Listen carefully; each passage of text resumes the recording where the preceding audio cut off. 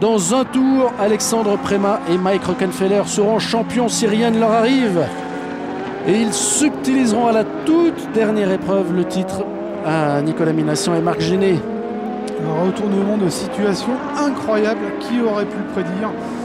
J'avais pensé que Audi aurait peut-être pu l'emporter s'il n'y avait plus à Silverstone, mais en aucun cas je pensais que le constructeur allemand allait pouvoir supplanter Peugeot sur une piste sèche. Et c'est bien ce qui s'est passé aujourd'hui.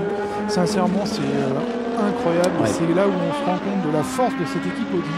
C'est de réussir à toujours être là lorsqu'il le faut.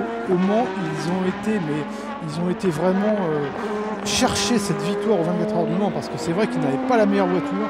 Ils ont profité. Ils avaient McNish Christensen. Ils avaient McNish Christensen, les vieux pilotes entre guillemets, parce que chez Peugeot on s'est débarrassé un petit peu cruellement des vieux.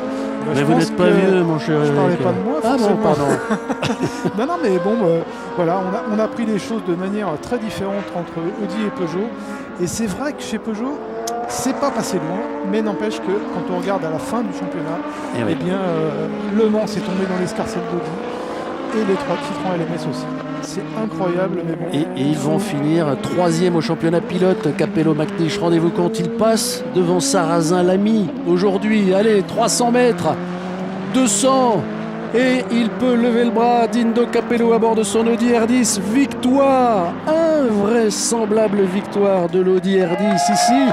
Et le titre qui va tomber dans l'escarcelle de notre équipage, Rockenfeller, Prémat.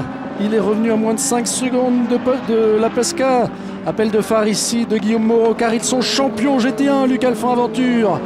2e, la Lola du Charouz Racing System.